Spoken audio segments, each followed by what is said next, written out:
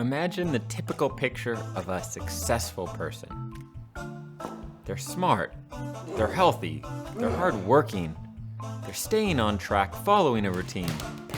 They might be a little stubborn or judgmental, rough around the edges, but in terms of routine and consistency, they're essentially flawless, committed, perfect. Perhaps someone like an ESTJ or ENTJ comes to mind. So if you're an ENFP, this probably isn't you. And one of the reasons for that is our perception of time, which is very different from a lot of other types. I'm gonna get into that and a lot of other reasons in this video.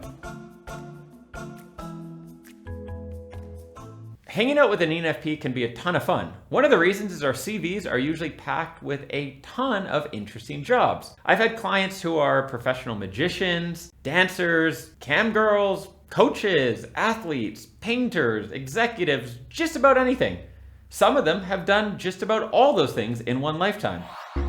One of the reasons this happens is shiny object syndrome. Perhaps you've heard of the 10,000 hour rule. Basically, it says that to develop a tremendous amount of success in an area, you must spend at least 10,000 hours there. In other words, investing time in the same direction for an extended period of time leads most people to be successful. But one part of shiny object syndrome can be that the more we do something, the less enjoyable it becomes to us.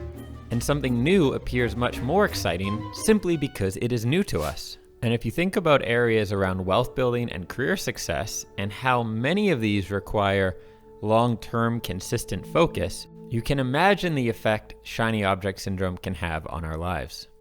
Well, there isn't a perfect solution to this because it is part of our natural wiring. But one of the things you can do is consider an idea before you jump into it. If you think, I would love to move to this country or start this new career, write it down or just let it sit in the back of your brain. Wait for a week and see how you feel about it then.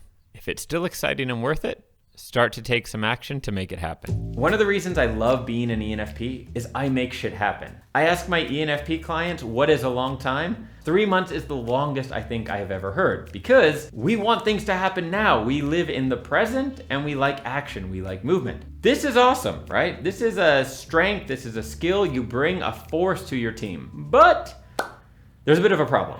Some might say we have a very distorted perception of time. And the problem is that some things in life take quite a while to develop. And if we always expect things to happen quickly, and then they don't happen at the same pace we expect, we get annoyed, and then we feel frustrated. But instead of acknowledging this frustration, what we often do is say, hey, I found a new plan, I found something else I could do, I found something better, and we jump to that. What we're really doing here is quitting because we got a little annoyed or frustrated because something took a lot longer than we expected. So what is the solution to this distorted perception of time? So I was getting my motorcycle license and I went to this really cool school in Vancouver, Canada, where I grew up. And they had brought in Navy SEALs to train them basically about kind of the mindset. They also do training around racing motorcycles. And so what's the mindset? How do you think? How do you be a great driver? And one of the things that they taught them is this Navy SEAL saying, which is slow is smooth and smooth is fast. What this means is when you're patient, when you slow down and think about the longer term and give yourself enough time to succeed, you're going to achieve something big. On the flip side, when you rush, when you try to always be busy and get so much done, it doesn't work. Imagine you're an ENFP trying to have your own business. You're not quite where you want to be, so you change to the next thing and work and change and then work and change. And then a year goes by and you look back and technically you've been very fast. You've been very busy for this whole year, but you've actually really accomplished nothing. So you were fast in the short term, but actually slow in the long term. This is why slow is smooth and smooth is fast. Here's another problem that can happen with us ENFPs is we're aware of some of these tendencies. We become aware that we don't finish things and it's a bit of a life pattern. So we say, you know what, I'm gonna change this. So we start something new, we're excited when we start out, and as things get harder and we would normally quit, we say, no, I'm gonna force this, I'm gonna make it happen. One of the problems is you're ultimately going to be draining yourself. So maybe you can force yourself to be really organized, get accountable, follow through on everything on time, to live in spreadsheets and project management software. But I'm telling you from clients I've worked with around the world, this is the recipe for burnout. The ultimate solution is about aligning how you achieve your goals, how you complete your projects, with your natural strength and personality traits. Align your projects with you as an ENFP so that you're actually energized and excited by the work, and you'll have no problem staying on track and getting a tremendous amount done. At this point, perhaps in another video, you've heard me talk about extroverted intuition. This is our ENFP superpower number one. This is our main function. This is generating ideas, seeing possibilities, seeing all the different ways you can look at something, all the different perspectives. This enables most of our strengths, but it also enables some of our biggest weaknesses. We usually lie to ourselves, and we really need to watch out for this. You want to do something bad or avoid something good that you're supposed to do? Our unconscious is capable of generating as many reasons as possible to make us feel okay with that situation.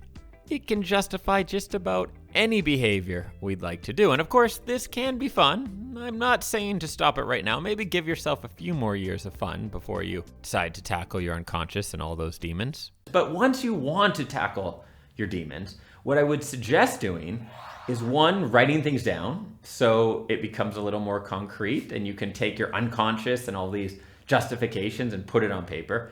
And two is spending time with someone who is a lot more direct and strict in terms of how they think about things. These can be people like ENTJs and INTJs, for instance, who will look at it and say, yeah, there's better ways to get focused in human connection than cocaine and strippers every morning. And you'll say, I guess that's fair. And then maybe you'll change your habits and go join a walking group and have a coffee in the morning. Something like that could be a lovely alternative. I've touched on this before. ENFPs, we have a need for variety and newness. This is part of our human needs. This is how we have a great life, and it's why we love meeting new people, going to new places, taking on new careers and challenges. So if you get a very stable job and you're in maybe a relationship that's a bit boring and you don't have any hobbies or anything going on, but you have a high need for newness, oh, you're gonna get up to some fun that you're gonna regret later because your unconscious is like, please feed me. I need newness, I need variety, I need challenge, I need something. And when I discovered human needs psychology, I realized that one of the things I was doing is creating drama and excitement in my work because it made things more fun. So if you're someone who maybe gets into lots of drama with your relationship or with your work, consider adding some hobbies, adding some excitement, maybe some travel, maybe some adventure sports, even something just that scares you. I've joined an improv comedy group recently. Doing stand-up comedy as well might be another one for us ENFPs that could be good. Do something that scares you and meets your need for challenge in a healthy way rather than destroying your career and relationship just for the heck of it. Really, it is amazing to be an ENFP.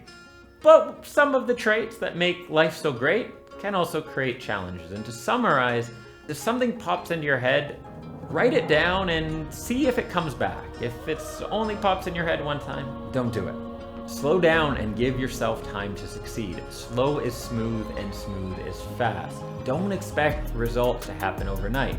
And when you are committed to something, find ways to finish it using your strengths. Don't burn yourself out just forcing the action and making it happen no matter what. And remember that our unconscious can make an argument for anything. So if you have a bad habit or maybe a good habit you're trying to avoid doing, don't necessarily trust the reasons you come up with, especially if you're feeling tired or worn down.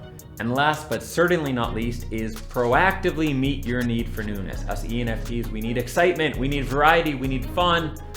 And if we don't meet it in good ways, we're going to meet it in bad ways, and then we're going to have a lot of regrets. And here's the best thing about all this. If you follow the solutions to some of these challenges created by our ENFP personality traits, not only will you have all the good of someone who actually follows through and stays on track and get things done, but you'll have all the good of our natural traits as well, which can make you actually more effective than all those ESTJs just gradually working through things and staying on track all the time.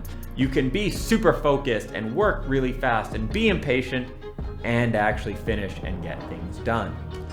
I did it! Dad's gonna be so proud!